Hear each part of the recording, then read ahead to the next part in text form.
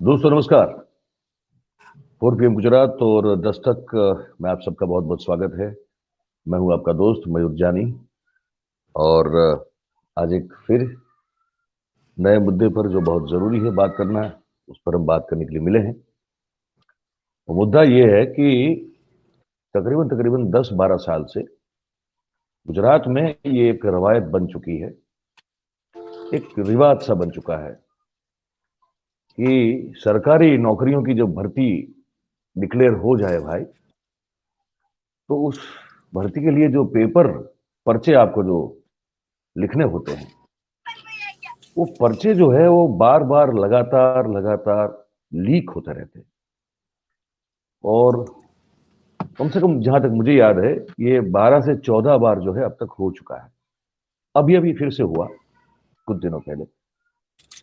और ये जो पूरी एक जो ये जाल है, ये षड्यंत्र जो है, जहाँ पे इस राज्य के युवाओं के भविष्य के साथ छेड़छाड़ की जा रही है, उसको लगातार चुनौती देते हुए बहुत सारे घपलों को जिन्होंने स्कैम को फोड़ा है, एक्सपोज़ किया है, वैसे एक बड़े युवा क्रांतिकारी किस्म के एक युवा है, युवराज सिंह जाडेजा।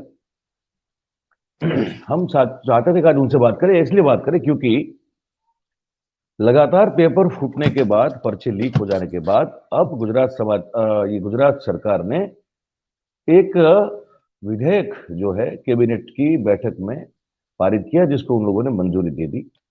वो विधेयक जो है, वो ये है कि अब जो कोई पेपर लीक करेगा, तो उस पर्चा लीक करने वाले को 7 साल की जेल की सजा होगी, बशर्ते वो आरोप सिद्ध होना चाहिए, साबित होना चाहिए, तभी तो सजा हो सकती है, वरना कैसे हो सकती है।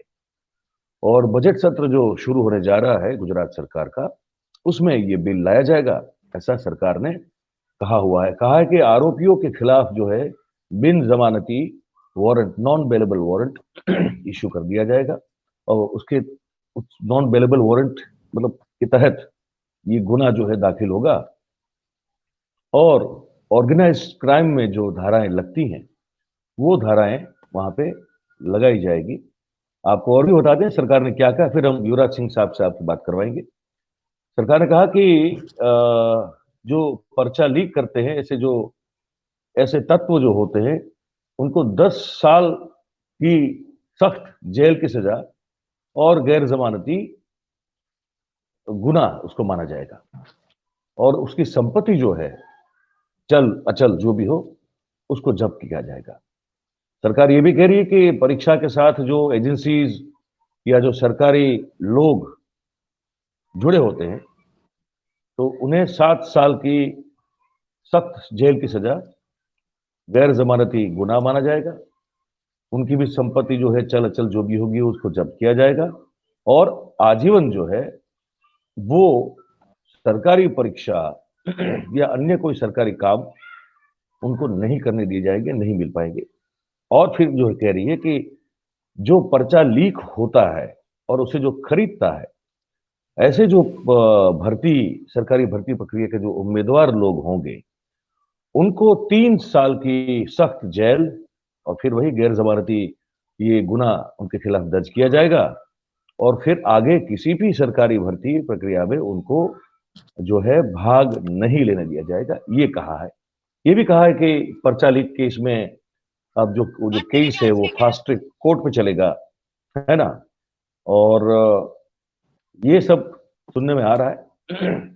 हमको पता नहीं क्यों अभी भी ऐसा लग रहा है भाई कि सरकार जो है वो सवाल मन में हो रहा है कि क्या सही में सरकार जो है ये लाखों लाखों युवा विद्यार्थियों के भविष्य से जो छेड़छाड़ हो रही है, उस प्रक्रिया को रोकने के लिए और जो गुनहगार है उसको सही अर्थ में दंडित करने के लिए सही में सोच रही है क्या? क्योंकि ये हमको जो है, ये फिर से हमको लग रहा है कि एक तरह से ये कैमोफ्लेज लग रहा है हमको।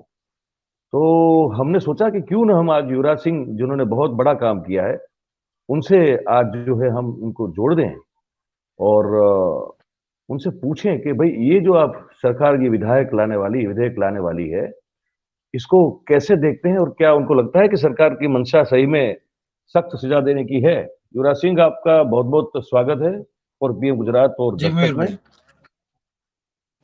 ये बिल लाने वाली है सरकार, क्या जी, कहेंगे सबसे इसके पहले बारे तो में? ये मयूर भाई कहना चाहूंगा कि यहाँ पे जो पेपर लीकेज का जब मामला था पूरे गुजरात में, अभी लास्ट संडे को जो पेपर था वो था जूनियर क्लर्क का, जिसमें हमने एक दिन सॉरी 4 दिन पहले बता दिया था कि इसमें जो एजेंट है वो फिर से एक्टिवेट हुए और इसमें ये बच्चे लोगों से डिमांड कर रहे हैं पैसे की, और ये उसमें पैसे मांग रहे हैं। तब सरकार ने कोई एक्शन नहीं लिया था, लेकिन जैसे ही हमने आगे पुलिस का संपर्क किया और पुलिस को ये जब बात बताई तो एटीएस ने सीधा उसमें एक्शन लिया। एटीएस ने रेड डाली और वहां पे बड़ौदा में जो लोग पकड़े गए उस पे अभी देखा जाए तो 19 जैसे लोग पकड़े गए हैं। अभी आपने बोला कि यहाँ पे यहाँ लेके गुजरात गवर्नमेंट की पार्लियामेंट में अभी एक विधेयक पसार हो रहा है, वो है पेपर लीकेज पे जो एक कानून बन रहा है। सही में इसकी जरूरत थी, ऐसा नहीं है कि जरूरत नहीं थी, इसकी जरूरत बहुत पहले थी। क्योंकि ऐसा नहीं है कि ये अभी दूसरी बार या तीसरी बार पेपर लीकेज हुआ, ये 13वीं बार पेपर लीकेज का मामला सामने आया। लेकिन देर आए दुरुस्त आए, जैसा भी हो, लेकिन हम इसको स्वीकारते हैं कि चलो कुछ कोई बात नहीं, थोड़ी देर आई अकल लेकिन आई तो खरी। सवेरा जरा देर से हुआ लेकिन हो तो रहा है। लेकिन सबसे पहली दिक्कत इसमें क्या आएगी, मैं ये बात आगे करना चाहूंगा कि देखिए मनसा पे जाते हैं तो देखा जाए तो सबसे पहले ये गुजराती में एक कहावत है कि सबसे पहले घोड़े छोड़ देना और फिर तालेबंदी करना। ये ऐसा ना हो जाए, क्योंकि इसमें जो भी अभी तक यहाँ पे पेपर लीकेज हुए, यहाँ पे 13 पेपर लीकेज हुए, तो 13 पेपर लीकेज जो हुए हैं उसमें जो आरोपी है, जो यहाँ पे पेपर में आरोपी है, उसको पहले छोड़ दिया जाए और उसके बाद ये कानून लगाया जाए, तो ये गलत होगा। बच्चों के साथ भी खिलवाड़ होगा और युवा यहाँ के जो परीक्षार्थी है, अभ्यर्थी है, उसके साथ भी खिलवाड़ होगा।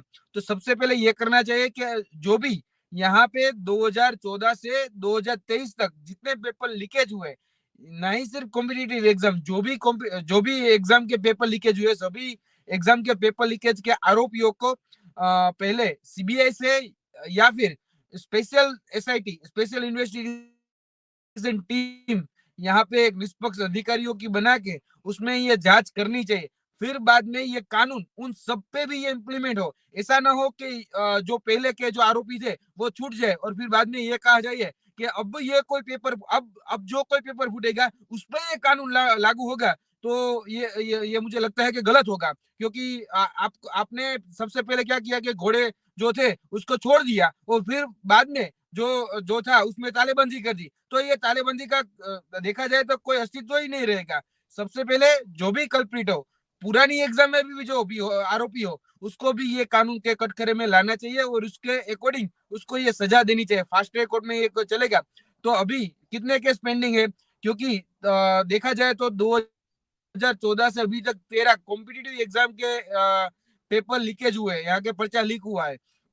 और इसके साथ ही 8 और पेपर है जो कॉलेज के हैं, बोर्ड के हैं, 7th स्टैंडर्ड के हैं, उसमें भी पर्चा लीकेज हुआ था। इसके वजह से उसमें भी एग्जाम रद्द की गई थी। तो उसमें भी जांच हो, पूरी तरह से सही तरह से जांच हो और उसको भी इसी जो कानून है उसके अकॉर्डिंग लाया जाए। तो ही मैं ऐसा मानता हूँ कि ये जो कानून लाया जा रहा है वो सही तरह से काम करेगा। और देखा जाए तो दूसरे राज्यों में भी ये कानून है, ऐसा नहीं है कि नहीं है। लेकिन ये कानून आ गया। जैसे मैं एक स्टेट का नाम लेता हूँ, राजस्थान। तो राजस्थान की अशोक गहलोत की सरकार है वहां पे। तो अशोक गहलोत की सरकार ने भी अपने विधानसभा में ये कानून पास किया था कि 10 साल की सजा कोई भी पेपर लीकेज पे हो, कोई भी पेपर लीकेज हो तो उसके जो आरोपी है उसको 10 साल की सजा। लेकिन एक ही महीने पहले 2 पेपर लीकेज वहां पे हुआ, REET रीट आरपीएससी जो एग्जाम है उसका, आरपीएससी का भी पेपर लीक हुआ और जोधपुर का जो वहां का जो लोकल एग्जाम थी उसका भी एक पेपर लीकेज हुआ था। लेकिन पेपर लीकेज सॉरी कानून से पेपर लीकेज बंद नहीं हुआ है, पेपर लीक पर्चे वहां भी लीक होते हैं। तो हम किस तरह से इस कानून का इम्प्लीमेंटेशन करते हैं, इस पे भी ज्यादा दारोमदार रहता है क्योंकि सिर्फ कानून बनाने से कुछ नहीं होता, कानून हम कैसे इंप्लीमेंट करते हैं। हमारे गुजरात में दारूबंदी का भी कानून है, ऐसा नहीं है कि दारूबंदी का कानून नहीं है, लेकिन दारू सभी जगह मिलती है, ऐसा कोई जगह नहीं है कि जहाँ पे दारू ना मिलती हो, लेकिन उसको अच्छी तरह से इम्प्लीमेंट नहीं किया गया है, इसकी वजह से ये दिक्कत हो रहा है। तो मैं यही बात कर रहा था कि जो कानून बन रहा है वो क्या सही तरह से इम्प्लीमेंट होगा। क्यों जैसा आपने अब स्टार्टिंग में बोला कि आरोपी मिलेंगे तो उसको ये सजा 7 साल की सजा होगी, लेकिन ये आरोपी मानेगा कौन। फास्ट ट्रैक में तो वैसे भी बोला गया था, हमारे यहाँ पे 2 गृह राज्य मंत्री थे, मुझे याद है 12 दिसंबर 2021 को गृह राज्य मंत्री माननीय श्री हर्ष संघवी ने ऐसा बोला था कि भाई पेपर लीकेज जो भी हुआ उसको फास्ट ट्रैक में ये केस चलाएंगे। आज तक केस नहीं चला, 1 बरस से ज्यादा हो गए, 1 महीने में न्याय देना था, 1 बरस हो गया तो भी अभी किसी को न्याय नहीं मिला है। जी जी युवराज महेश सिंह, जी। से ये जानना था कि 13, आपने कहा 13 ऐसी ऐसी सरकारी भर्तियां थी जिसमें पेपर लीक हो गए, और 8 ऐसी भर्तियां थी जो शंका के दायरे में है, आशंका के दायरे में। अच्छा, कितने, ये मुझे बताइए कि कितने जो उम्मीदवार होंगे, जिस राज्य के युवा होंगे, जिनको ये पर्चा लीक होने से जो फिर परीक्षाएं फिर पोस्टपोन हो जाती है, फिर वो उसको पीछे धकेला जाता है, कितने कितने लाखों की संख्या में विद्यार्थी होंगे जो इसकी तैयारी करते होंगे, और जिसका भविष्य, उनके घर वालों का इमोशनल इन्वेस्टमेंट से लेकर पता नहीं कौन कौन सी चीज जो है दाव पे लगी होती होगी। आप बता सकते हैं क्या होगा ये मामला? मयूर भाई, देखा जाए ना तो अभी मैं एक लेटेस्ट एग्जांपल ही देता हूँ। जो लास्ट संडे को जो एग्जाम थी जूनियर क्लर्क की, उसमें पद थे 1122, 1100 के करीब। तो 1100 पद के लिए 9.5 लाख अभ्यर्थी थे जो एग्जाम ये देने वाले थे। और ये जो अभ्यर्थी थे उसको अपना जो सेंटर है वो उसका जो अपना गांव है वहां पे सेंटर नहीं था, एग्जामिनेशन सेंटर वहीं नहीं था, उसका एग्जामिनेशन सेंटर था 200 या 300 किलोमीटर दूर। तो वो क्या करता है कि एक दिन पहले वहां जाने के लिए निकल जाता है, क्योंकि एग्जाम होती है सवेरे 11 बजे। तो वो सोचता है कि भाई चलो 9 बजे अंदर ले लेंगे तो मैं सवेरे पहुंच नहीं सकता, वो एक दिन पहले चला जी। जाता है। तो अभी जूनियर क्लर्क की एग्जाम में 9.5 लाख बंदे थे जो अपनी एग्जाम सेंटर पे पहुंच गए थे। एग्जाम सेंटर पे पहुंचने के बाद उसको पता चला कि भाई ये अपने मैं आज जो 11 बजे ये पर्चा देने वाला था वो पर्चा तो पहले से लीक हो गया है। इसकी वजह से देखा जाए तो बिन सचिवालय में भी 10 लाख कैंडिडेट थे। इसके साथ हेड क्लर्क में भी देखा जाए तो 3.5 लाख कैंडिडेट थे। अब कैंडिडेट टोटल देखा जाए ना तो मुझे लगता है कि 25 से 30 लाख युवा जो यहाँ पे कॉम्पिटिटिव एग्जाम की तैयारी करते हैं उसको ये लगता है कि मुझे यहाँ पे जो रोजगारी चाहिए, जो रोजगारी का सीधा माध्यम हमारे पास जो गवर्नमेंट एग्जाम और non non government department, 2 department होते हैं। तो वो जी। सभी जगह ट्राई करते हैं, ऐसा नहीं है कि ट्राई नहीं करता। उसको नॉन गवर्नमेंट में नहीं मिलता है, क्योंकि जो सेमी गवर्नमेंट है उसमें भी ये लोग ट्राई करते हैं, लेकिन सेमी गवर्नमेंट में भी नहीं मिलता जो माफ कीजिएगा, सेमी गवर्नमेंट में जी। भी जी। नहीं मिलता और गवर्नमेंट में भी नहीं मिलता। गवर्नमेंट में अपनी मेहनत के दम पे वो आना चाहता है, लेकिन वो मेहनत भी करता है 5-6 साल उसके पीछे पीछे देता भी है, लेकिन उसके 5-6 साल का उसका जो उसको मिलना चाहिए, जो उसकी मेहनत का फल उसको मिलना चाहिए, उसकी मेहनत का फल उसको नहीं मिलता। देखा जाए ना तो जिस जिस तरह से यहाँ पे कॉम्पिटिटिव एग्जाम होते हैं उसमें कोई अमीर ज्यादा नहीं होते, क्योंकि ये एग्जामिनेशन ऐसी नहीं होती कि आपको 50,000 40,000 सीधा ऐसा पगार मिल जाता है, नहीं। यहाँ पे जो पगार मिलती है वो मिलती है 20,000। 20,000 से ज्यादा किसी में आपको पगार नहीं मिलती। कोई भी क्लास 3 की एग्जाम हो उसमें आपको 20,000 ही पेमेंट मिलता है, सैलरी मिलती है। तो जो सैलरी मिलती है वो बहुत कम होती है, और जो ये वर्ग जो तैयारी कर रहा है वो सबसे ज्यादा मध्यम वर्ग है या फिर गरीब है, जो अपने साथ कई सारे सपने लेके आते हैं, परिवार को अपने कंधों पे लेके जाना चाहता है। इस तरह के बंदे होते हैं जो यहाँ पे जो बड़े सिटी हो, बड़े सिटी यानी कि अहमदाबाद हो, गांधीनगर हो, यहाँ के आके पढ़ाई करते हैं, 4-5 साल यहाँ के आके पढ़ते हैं, लिखते हैं, और अपना पूरा जो युवा जो युवानी का जो काल होता है वो इसमें आके यहाँ पे पूरे पूरा व्यर्थ करते हैं। मुझे ऐसा लगता है, व्यर्थ ही बोलूंगा, क्योंकि उसका फल उसको नहीं मिलता।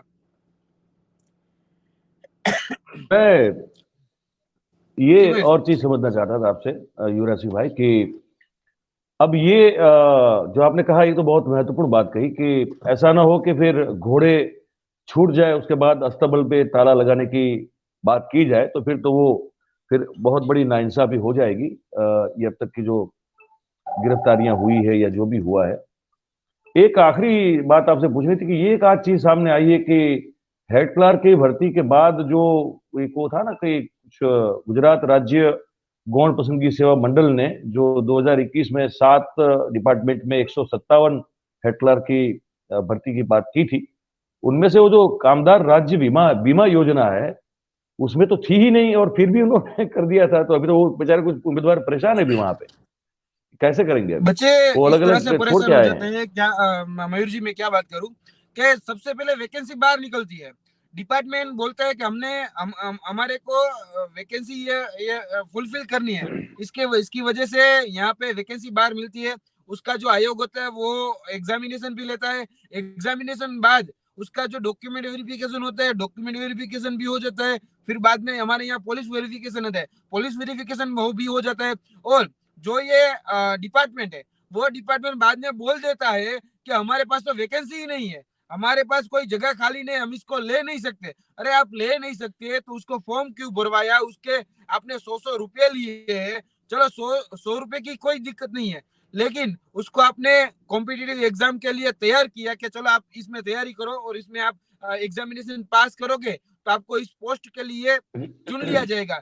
जैसे ही चुनने का समय आता है तो वो बोल देते कि हमारे पास अभी जगह नहीं है। ऐसा नहीं है कि इस डिपार्टमेंट में ऐसा हुआ। सबसे पहले मुझे याद है कि 2015-16 में GPSC Gujarat public service commission की एक भर्ती बाहर निकली थी, गुजरात पब्लिक सर्विस की असिस्टेंट प्रोफेसर एपी, उसमें क्लास 2 की पोस्ट थी। तो सारे इंजीनियर बच्चे थे, तो उसमें उसने ये फॉर्म फिलअप किया। फिर बाद में उसकी एग्जाम हुई, तो एग्जाम भी दी। 2018 में उसकी एग्जाम हुई, 2018 में एग्जाम हुई, 2019 में उसका डॉक्यूमेंट वेरिफिकेशन, पुलिस वेरिफिकेशन सब हो गया। दो पद थे, 278 278 पद थे। तो बाद में सरकार ने अपने हाथ ही खड़े कर लिए कि भाई हमारे पास तो ऐसी जगह ही नहीं है, हम इस प्रोफेसर को ले ही नहीं सकते। अरे 4 साल हो गए, आपने एग्जाम पे ले ली और उसको बोल भी दिया कि हम आपको लेंगे, फिर आपने ये बोल दिया कि हम आपको नहीं लगे। और बहाना भी कैसा दिया, कैसा दिया, क्या बहाना दिया कि हमारे पास एडोक है, एडोक है, इसकी वजह से हम आपको नहीं ले सकते। एडोक मीन्स के कॉन्ट्रैक्ट बेस पे उसके पास प्रोफेसर थे। हमें आप समझ सकते हैं, कॉन्ट्रैक्ट बेस पे उसको रखने के लिए सरकार के पास पेमेंट है, लेकिन ये जो है। परमानेंट करने हैं, उसके परमानेंट करने के लिए उसके वैकेंसी भी बाहर पड़ी। पब्लिक सर्विस कमीशन ने एग्जाम ली, तो पब्लिक सर्विस कमीशन को पता नहीं था। और जो भी इंजीनियरिंग के डिपार्टमेंट है, अलग अलग जो कॉलेजें थी, जो कॉलेज ने वहां से बोला, अपने अपने बोला गया था कि भाई हमें इस बंदे की जरूरत है। इंजीनियरिंग में मैकेनिकल फील्ड होता है, इलेक्ट्रिकल फील्ड होता है, उसमें प्रोफेसर की जो रिक्वायरमेंट थी, अब वो बोलते हैं कि हमारे पास तो रिक्वायरमेंट ही नहीं है। तो वो लोगों को आज तक मयूर भाई उसको जॉब नहीं मिली है। और इसी तरह से जो अभी तक हेड नहीं क्लर्क मिली का है? मामला है ना, उसी तरह से ही है। अभी तक नहीं मिली है? नहीं, अभी तक ही नहीं मिली। उसमें बीच में तो क्या किया गया, बीच में भूपेंद्र सिंह चुड़ासमा शिक्षण एजुकेशन मिनिस्टर थे, तो उसने बोला कि अब हमारे पास इतनी रिक्वायरमेंट नहीं है, तो उसने सीधा पद घटा दिए। बाद में पद घटाए, तो 92 पद के लिए ये कर दी। भर्ती थी 278 पद के लिए, जो वहां पे सबसे पहले जब नोटिफिकेशन आउट हुआ, तो नोटिफिकेशन में 278 ही पद थे। लेकिन कोर्ट केस हुआ, ये सब हुआ, तो कोर्ट में उसने ऐसा एफिडेविट कर दिया कि हमारे पास इतने रिक्वायरमेंट नहीं है, हम सिर्फ 92 जो पद रिक्त है उस पर ये भर्ती कर सकते हैं। तो उसके बाद सिर्फ 92 पद के लिए ही हुआ। और जो लोग अभी भी उसमें पास हो गए, वो तो कोर्ट में है, जो कोर्ट में अभी अपना केस लड़ रहे हैं गवर्नमेंट के सामने, लेकिन गवर्नमेंट है कोई मचक देती नहीं है। और हेड क्लर्क का सेम सिनेरियो ऐसा ही है। हेड क्लर्क में भी ऐसा ही हुआ, 186 पद थे, उसमें सरकार ने अभी बोल दिया कि 11 पद हमारे पास है ही नहीं। आई थिंक मुझे जो पता है उसमें कौन सा था, हेल्थ डिपार्टमेंट है, शायद मैं सही हूँ। हेल्थ डिपार्टमेंट का ये था कि हेल्थ डिपार्टमेंट ने ये कह दिया कि हमारे पास को हेड क्लर्क की वैकेंसी ही नहीं है। लेकिन जब नोटिफिकेशन आउट हुआ था यहाँ पे गौण सेवा पसंदगी मंडल का, तो गौण सेवा पसंदगी मंडल में उसकी हेड क्लर्क की जगह थी। और डॉक्यूमेंट वेरिफिकेशन भी यही जो हेल्थ डिपार्टमेंट है उसने ही डॉक्यूमेंट वेरिफिकेशन किया। ऐसा नहीं है कि गौण सेवा ने किया, गौण सेवा ने तो सिर्फ एग्जामिनेशन ले ली, और जब डॉक्यूमेंट वेरिफिकेशन का, पुलिस वेरिफिकेशन का जब आया तो ये सीधा उसने मना कर दिया कि हमारे पास तो अभी वैकेंसी ही नहीं है, हम इसको नहीं ले सकते। अब वो लोग सोच रहे कि क्या करे, कोर्ट में जाए, जीपीएससी की जगह जैसे जीपीएससी वाले बंदे गए, उसकी जैसे उसने अपना वकील हायर किया और उसमें वकील हायर करके 9 लाख रुपए दिए वकील को केस लड़ने की है। और आप समझ सकते हैं कि बच्चे कहां से पैसे लाए, और इसकी क्या बच्चे की गलती तमाशा भी नहीं चल है, रहा है गलती भाई। तो गवर्नमेंट की है। मजाक और तमाशा दोनों चल रहा है युवराज सिंह भाई। जी, यही चल रहा है सर।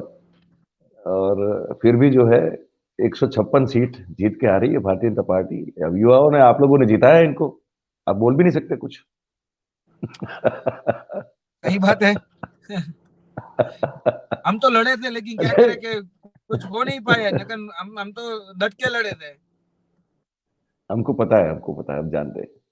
मैं तो युवाओं की बात कर रहा हूँ, आप तो लड़ रहे हैं। मैं तो पहले ही बोला ना कि ये बड़ी बड़ी ईमानदारी से और बड़ी निडरता से, बड़ी बहादुरी से लड़ रहे हैं युवराज सिंह, और उसके लिए उनकी जितनी तारीफ की जाए उतनी बहुत कम है। एक और सवाल मुझे जो, मैं अगर गलत हूं तो मुझे टोकिएगा। ये हसमुख पटेल साहब तो आईपीएस हैं, ठीक है। जी जी, अच्छा, तो आईपीएस ही है। क्या ये, हाँ है ना, तो आईपीएस ही है। और उनको अब जिम्मा दे दिया गया है, ये जो गौण सेवा पसंदगी वाला भी दे दिया गया है, जीपीएससी का, दोनों का है ना उनके पास अभी। नहीं, उसके तो पास क्या पंचायत सेवा पसंदगी मंडल का जीपीएसएसबी। पंचायत, जब पंचायत सेवा पसंदगी मंडल, फिर जी, और क्या दूसरा? नहीं उसका ही जिम्मा दिया गया। उसके पास दो जिम्मे थे। सबसे पहला था हम्म। पुलिस डिपार्टमेंट का, जीपीएबी गुजरात पुलिस रिक्रूटमेंट बोर्ड का जिम्मेदारी थी। उसके हाँ, बाद था इसको उनके ये पास, हाँ। जिम्मेदारी दी गई है कि पंचायत सेवा पसंदगी मंडल। पंचायत सेवा पसंदगी मंडल। तो क्या समझे जी, युवराज सिंह भाई, हसमुख पटेल साहब के अलावा कोई ईमानदार अफसर इस राज्य में है ही नहीं कि जिनको सबसे पहले जिनको आप मयूर जिम्मेदारी भाई, दे सके? ये और क्या, देखने की बात और है। क्या, और क्या आईपीएस अफसर को ये जिम्मा दिया जाता है? ये तो आईएएस का काम है। सबसे पहले देखा जाए ना तो ये जो बोर्ड है, जीपीएसएसबी बोलते हैं उसको, जीपीएसएसबी बोर्ड है, उसमें सबसे पहले गुजरात पंचायत सेवा सिलेक्शन बोर्ड बोलते हैं उसको। तो अभी तक उसका जो प्रिंसिपल, उसके जो नियम है, उसका जो रिक्रूटमेंट रूल्स का प्रोसेस है, उसका भी एक नीति नियम उसमें बड़े हैं। तो उसमें ये जो पद है वो सबसे पहले आईएएस, जो आईएएस है, उसको दिया जाता है। लेकिन अभी तक ऐसा कोई ऐसा बंदा मिला नहीं गवर्नमेंट को कि आईएएस जो ईमानदार हो, जिसकी डिग्निटी पे कोई शक ना कर सके, ऐसा बंदा अभी तक मिला नहीं है। इसकी वजह से एक ही बंदा मिला है और वो है हसमुख पटेल। तो उसको लगा दिया वहां पे, उसके उसकी क्रेडिबिलिटी पे, उसकी इंसानियत पे कोई शक नहीं कर सकता, बंदा सही बिल्कुल, है। हसमुख पटेल बिल्कुल, सर का हम ये बोलते हैं कि वो प्रमाणिक है, एकदम प्रमाणिक आदमी है। बिल्कुल। लेकिन उसका जो डिपार्टमेंट है, वो डिपार्टमेंट में और कई ऐसे लोग हैं जिसमें लीकेज है, जिसमें उसकी देखा जाए तो सबसे पहले हमने बताया था कि जो इंटरनल लीकेज है, इंटरनल लीकेज जब तक ठीक नहीं होगा तब तक पेपर लीकेज बंद नहीं होगा। तो ये इंटरनल लीकेज ठीक करने के लिए हसमुख पटेल को लाया गया है। और इंटरनल लीकेज देखते हैं हसमुख पटेल एक प्रामाणिक आदमी से क्या हो सकता है। लेकिन आपने सही बात बताई कि वहां पे जो जगह है वो आईएएस की जगह है, आईपीएस की जगह नहीं है।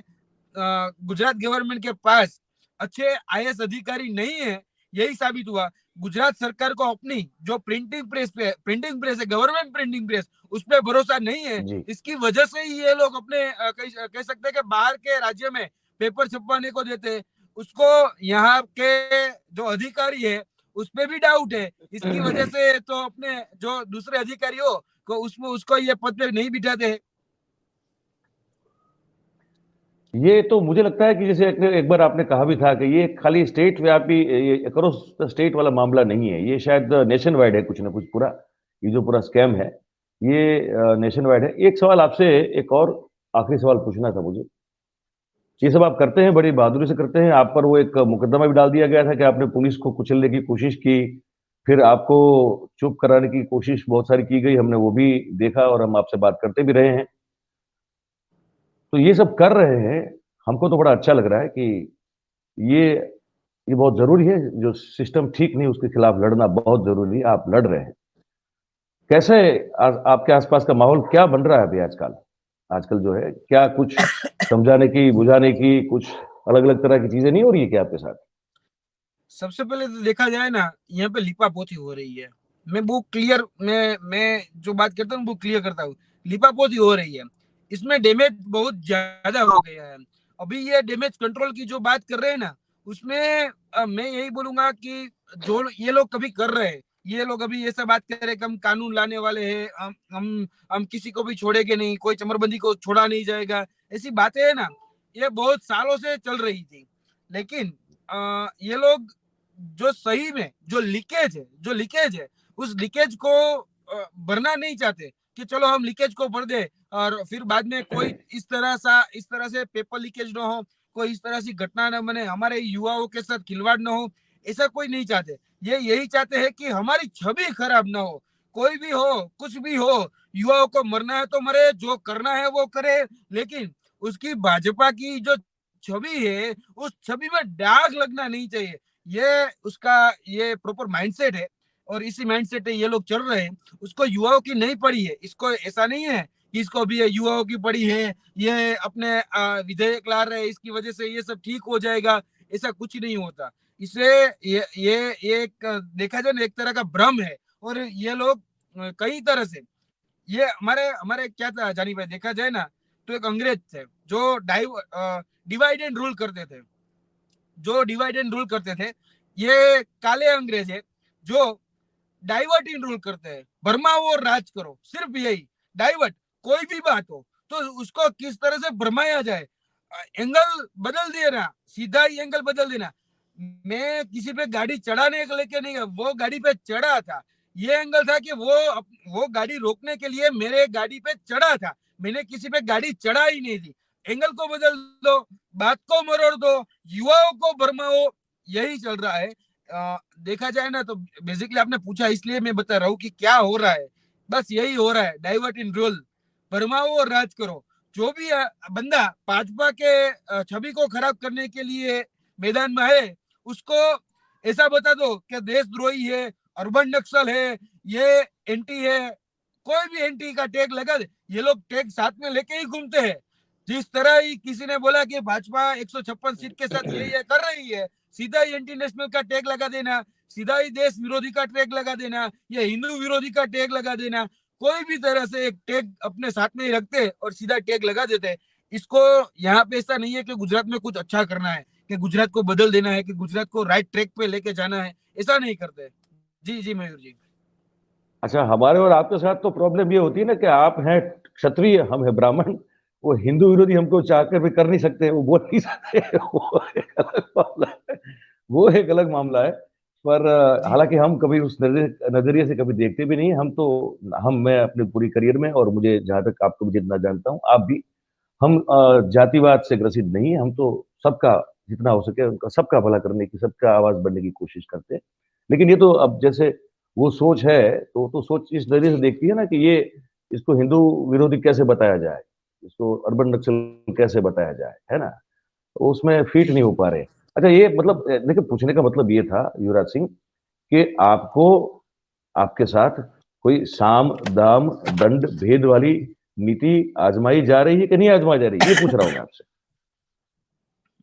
कि भाई आप चुप रहो यार, देखिए, बहुत परेशान कर दिया आपने। क्या होता है कि सबसे पहले क्या आता है, इसका भाजपा का ट्रैक रिकॉर्ड क्या है मैं ये बताता हूँ। सबसे पहले ये आता है कि आपको दबाओ, जितना हो सके हम्म। आपको ऐसा कर दो कि ऐसे नीलाम हो जाओ ना, इस तरह की पोजीशन खड़ी कर दो। बाद में ऐसा ठीक है। आएगा कि आपको कोई प्रेशर में नहीं ला सकता। तो फिर बाद में ये आता है कि किसी तरह से इसको खरीद लो। मान लीजिए पैसे का ऑफर होता है, पैसे का ऑफर मेरे को भी हुआ था, ऐसा नहीं है कि पैसे का ऑफर नहीं हुआ था, पैसे से खरीदा कितना ना कितना गया। रुपए? जी, कितने कितने रुपए ये बताओ। ये बोल रहे थे कि हमारे यहाँ पे पेपर लीकेज का जो रेट चल रहा है, मैं उसकी बात कर रहा हूँ, कि पेपर लीकेज का हाँ एक बंदे का सेट करने का किसी को भी सेट करने का 10 से 15 लाख रुपए ये लोग लेते हैं। ये ठीक है। धंधा जो हमारा है उसको तुम इसी हम्म तरह से चलाने दो, उसमें तुम अपनी टांग हम्म न अड़ाओ। आपको 10% हम्म। आपके घर पे मिल जाएगा सीधा। आपको दस अच्छा, परसेंटेज इसमें से सीधा आपको मिल जाएगा। हम 200 लगे, तीन अब सौ तो लगे, हम आपको कह देंगे इतने लगाए हैं, आपको उसका जो कट हम्म। है, जो कमीशन है, वो कमीशन आपको मिल जाएगा। दूसरी बात ठीक कि है। मान लो कि खरीदा ना जाए, मान लो कि खरीदा ना जाए, तो ये लोग सीधा आते हैं कि अच्छा आप एक काम करो, हमारी पार्टी में आ जाओ, हमारी पार्टी में आ जाओ, हम आपको पूरा फ्री हैंड देंगे। ये पहले बोलते हैं हम आपको पूरा फ्री हैंड दे देंगे। इसमें जो भी कीचड़ है यहाँ पे, सिस्टम में जो भी खराबी है, आप उसको साफ करना, हम आपको आप कुछ नहीं साफ करो। बोलेंगे। लेकिन मैं जानता हूँ यहाँ पे उसकी सिस्टम में गए ना, तो सिर्फ आपको दो हाथ अम, इकट्ठा करके सिर्फ खड़े ही रहना है, या फिर झाड़ू मारना है, या फिर जो भी कुर्सी है उसमें पोछा लगाना है। उसके अलावा मुझे यहाँ वहां पे जाके कुछ कर नहीं करना पड़ेगा। तो ये लोग करते हैं, ये लोग गलत केस में भी।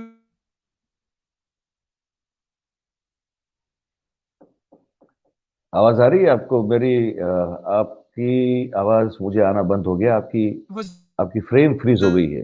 हाँ, तो थोड़ा नेटवर्क का इश्यू लग रहा है आपका, युवराज सिंह भाई।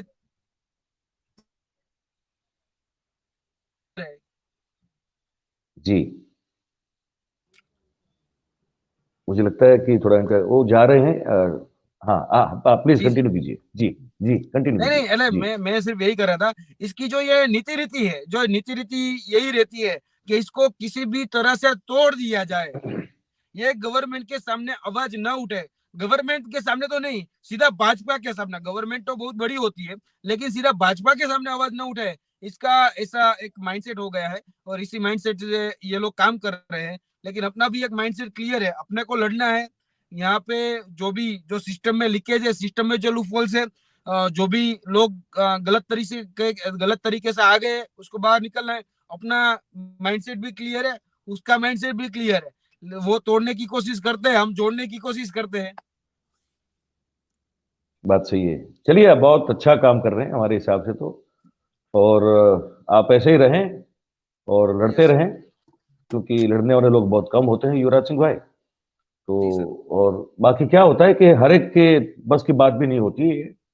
ये हम जानते हैं, आप जानते हैं, हर एक आदमी जो है वो चाहता है कि लड़े, और वो लड़ नहीं सकता है। इसलिए आपको पता है, जो 70s में ये अमिताभ बच्चन साहब जो है इतने पॉपुलर, इतने एंग्री यंग मैन क्यों हो गए थे, पता है आपको? एक ही नहीं कारण सर। था। जी सर।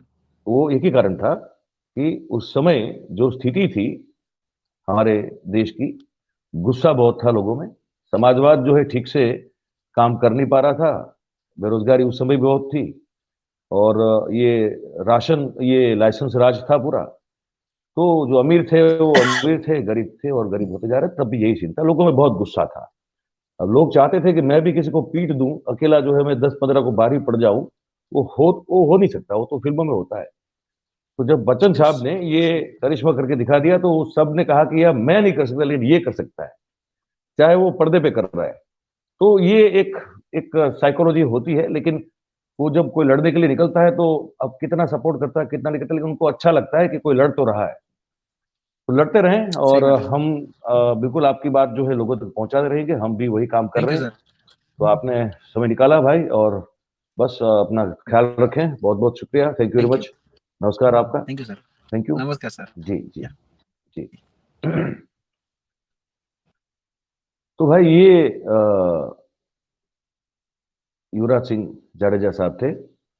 जैसे मैंने कहा कि अ, बहुत तेज तर्रार और निडर हैं व्यक्ति, युवा है, लड़ रहे हैं। और लड़ रहे हैं इस राज्य के युवाओं के भविष्य के साथ जो छेड़छाड़ हो रही है पर्चे लीक होने से, उसके खिलाफ लड़ रहे हैं। और आपने पूरी बात सुनी। साथ में ये भी जो है हम कहना चाहेंगे कि जो हसमुख पटेल साहब की नियुक्ति हुई है, वो पुलिस भर्ती के तो नियामक बनाए गए थे। अब वो पंचायती सेवा जो है उसकी जो भर्ती होगी, उसके भी नियामक उनको बना दिया गया है। बड़े ईमानदार अफसर हैं, आज तक उनके ऊपर एक दाग नहीं लगा है। बड़े डिसिप्लिन, बड़े ऑनेस्ट, बड़े ईमानदार, वो छवि उनकी है और वो आज तक बरकरार है। तो हम तो बस उम्मीद यही करते हैं कि हसमुख पटेल साहब जो हैं, उनके कपड़ों पर, उनके दामन पर ये जो गंदगी भरी भरी है, ये जो लोग पूरी सिस्टम में छाए हुए हैं, वो गंदगी जो है गलती से भी उनके दामन पर न छिड़क जाए, वो दाग उनके दामन पर न लगे और वो सफल हो इस सिस्टम में से कचरा साफ करने को लेकर। यही हम प्रार्थना करते हैं, उम्मीद भी करते हैं, क्योंकि लाखों लाखों लाखों युवा जो हैं गुजरात के, उनके भविष्य के साथ सरकारी नौकरियों को लेकर पिछले 12 से 13 साल से बहुत खतरनाक तरीके से छेड़छाड़ की जा रही है, उनके साथ खेला जा रहा है। और बस यही चाहते हैं। और आपने ये कार्यक्रम अगर पूरा देखा है तो आपका बहुत बहुत शुक्रिया है, अगर थोड़ा भी देखा है तब भी शुक्रिया है ना। और बस यही है कि हम चाहते हैं कि पार्टिसिपेट करा कीजिए। हम ऐसे मुद्दों को उठाने की कोशिश करते हैं जो आम जनता के लिए बहुत जरूरी होता है। समझना, जानना क्या हो रहा है, क्या नहीं हो रहा है आपके आसपास, और कौन जो है वो आपके हक की लड़ाई लड़ रहा है, वो भी समझना और जानना जरूरी होता है। तो यही था आज का कार्यक्रम। कैसा लगा ये आप अगर हमको कमेंट करके बताएंगे, हमको बहुत अच्छा लगेगा। और जैसे हम कहते हैं हमेशा कि हमारा काम है ये करना, क्योंकि ये जो कुछ शुरू किया है तो उसको आगे भी तो बढ़ाना है। तो इसको जो हो सके इतना सब्सक्राइब करें, करवाएं, है ना। अगर बहुत अच्छा लगता है हमारा काम ये जो कर रहे हैं, तो इसको जितना हो सके उतना शेयर भी करें और करवाएं। और बस जुड़ते रहिए हमारे साथ। आपके साथ लगातार हम अलग अलग मुद्दों पर बात करते रहेंगे। तो यही था आज का ये हमारा कार्यक्रम, और फिर मिलते हैं किसी और मुद्दे के साथ, किसी और खबर के साथ। तो आप सब जो हमारे साथ जुड़े, आपका बहुत बहुत धन्यवाद है। जो आगे भी इसको देखने वाले हैं उनका स्वागत सहित धन्यवाद है, समेत धन्यवाद है। और अब इजाजत लेने का वक्त आ गया, आपसे फिर मिलेंगे। आप सब बड़े बहुत बहुत धन्यवाद। Thank you very much. नमस्कार।